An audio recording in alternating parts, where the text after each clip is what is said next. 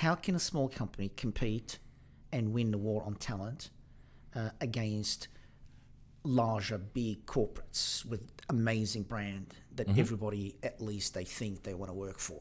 First of all, the business needs to be self-aware.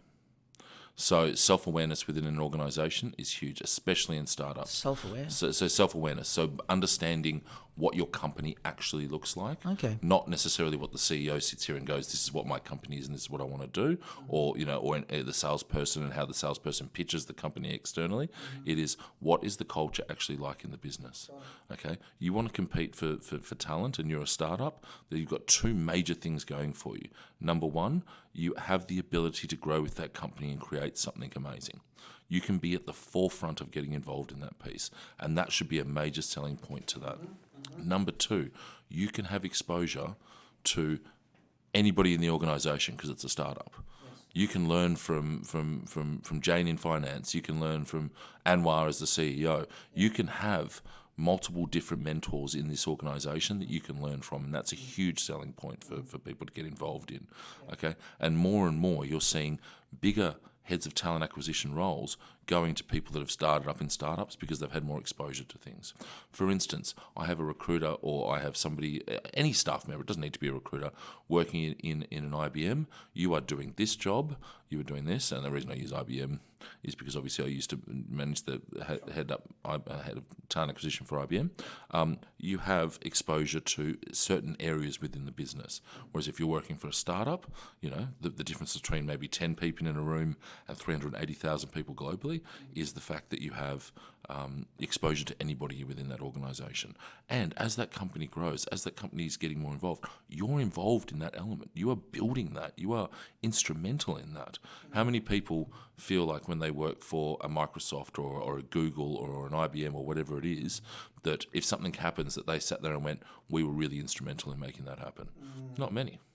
They'll sit there and go, that was the business, And even to your point, even if there was, when you say many, it's percentage-wise. So there might be 1,000, but to be honest, that's 1% of all the developers, and the rest are doing shitty, boring stuff. 100%. And they think they're cool because they work for some big brand, but they start to realise 100%. And there's positives and negatives for anything, and it really comes down to, again, the personality of the candidate that you're wanting to recruit.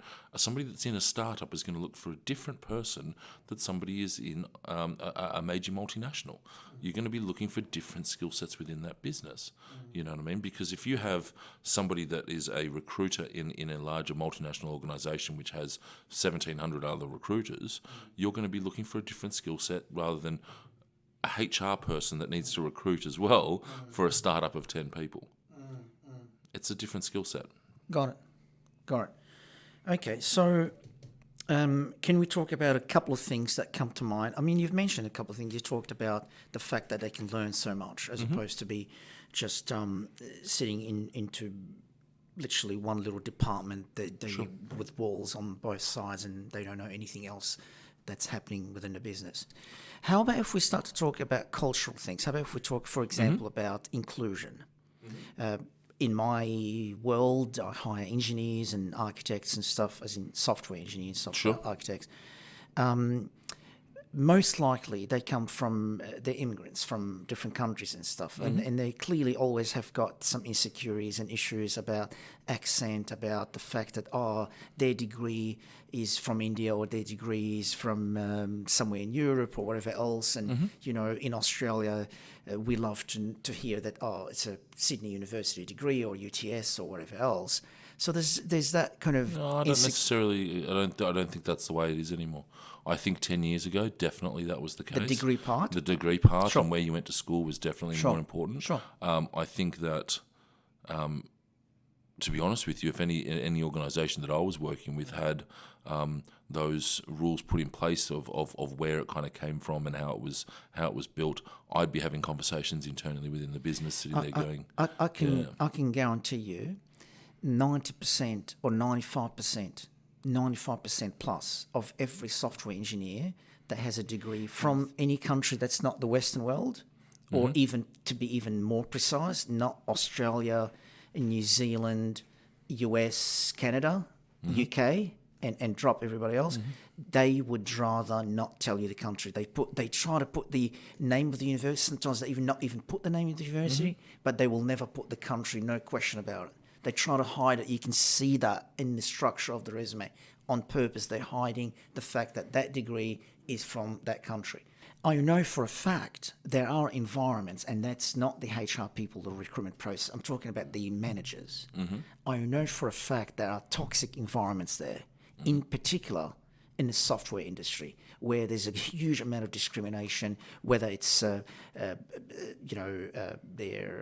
gender or whether it's where they came from or all kind of things. And where I'm going with this is, when you're trying to build an EVP, because you're a small company, because the CEO is working with the recruiter and they are the recruiter in many instances, the chances are there's only one person in HR in that startup, under 20, 30 like us, they can really restructure EVPs so quickly. It takes years to restructure EVPs across 1,000 managers in a large company, multinationals. And this is when you can then, because, one thing is to say, we've got diversity in the environment, etc. But then they start and they leave a week later because they're working with a bunch of pigs who are still not mature and they still do their old days and yobbo kind of approach to things. But So I would always sit there and say that there would be startups that also have that same mentality, because you've got to remember. No. But what I'm saying is you can change it easily. That's one of these advantages. Only if they're self-aware. Yeah. Because you've got to remember, a lot of these startups Yep. are teams that have pulled out of these big multinational countries that have decided to go out and do their own thing or build their own thing as well. Sure. So it's not like they're coming from any different areas. Yeah. So if they're self-aware enough to realise that they have these issues, no, you're right. A lot of them don't. But we're assuming what you're saying is correct. First of all, you've got to be self-aware, but both, whether it's large or small, you've got to do the exercise. If you realise then, in either cases, we have a problem with the culture, we don't have enough inclusion to be able to attract some talented engineers. 100%. What I'm saying is, arguably speaking, in a smaller company, particularly because you're the CEO who is the recruiter or working closely with that one HR person, manager, recruiter, you can, arguably speaking, make the change, affect the change a lot quicker. I think overall, not just in inclusion or diversity or anything of that nature. I think in everything you have the ability to be a lot more agile. Of course you are, because you can. It's a smaller ship to steer.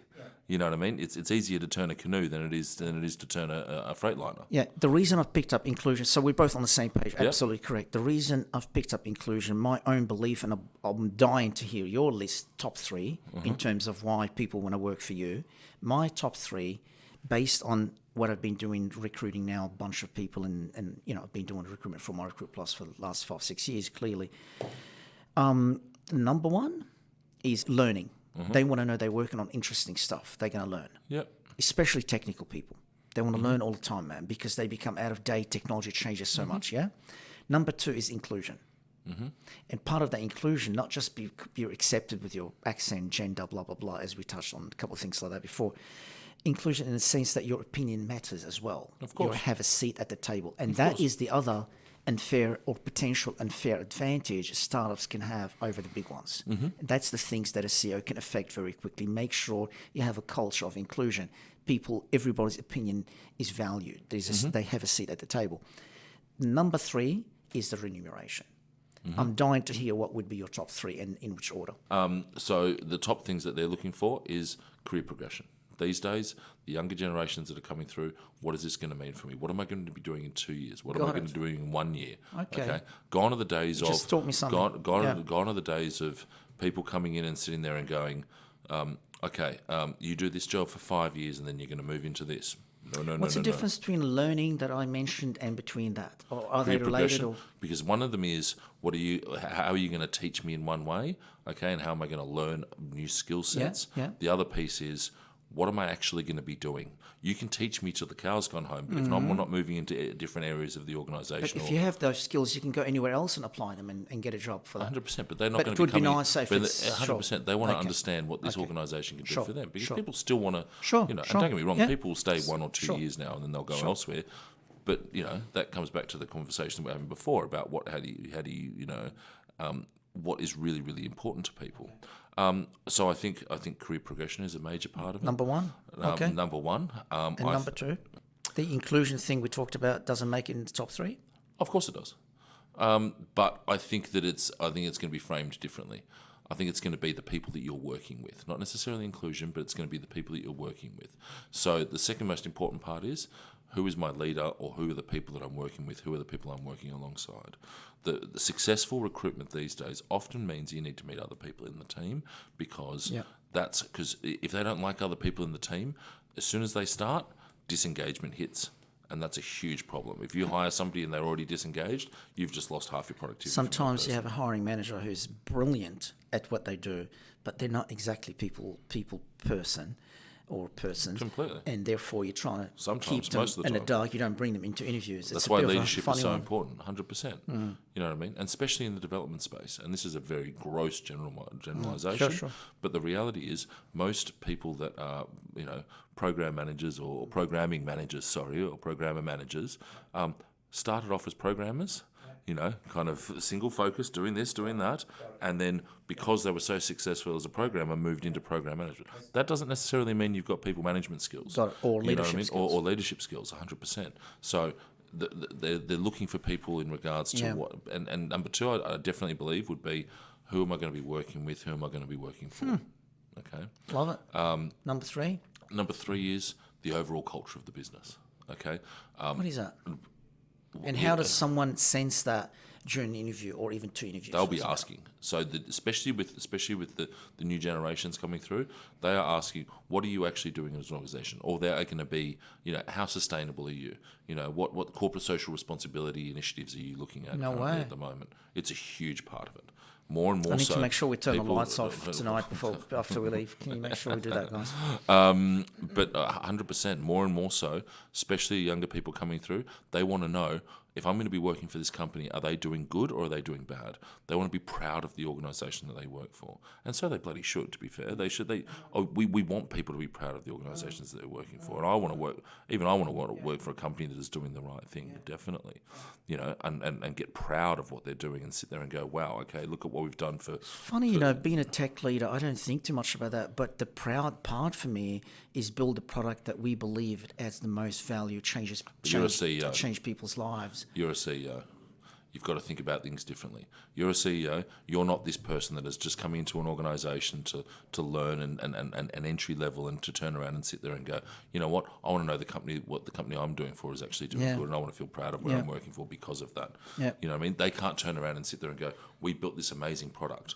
Most of the time, they're going to turn around and sit there and go, you know what, we went out and we did a charity day this week, and the whole team got together and went and worked in a food kitchen, or did something like that, and they're going to post that all over their social media, which is what they want to be able to do. They want to be proud of what they're working at. And what It's they're interesting. doing. Yeah. I think it's awesome. I think that I love the fact that younger people are sitting there and going, you know what? It's not just about me. It's about the rest of the world as well. I agree. It's very noble, I actually. think it's awesome. Very noble. They're putting their body You know on what? the line. And 100%. And they're doing it a lot more than any other generation has ever true. done it. All right? It's true. As much Show as me the any- money, I don't give a shit 100%. about the footprint, the human footprint. It's such an interesting one. Oh, man. But it is so very important. cool. It is so important. And it is being shown again and again and again that the younger generations are asking for these things when they're coming in for interviews.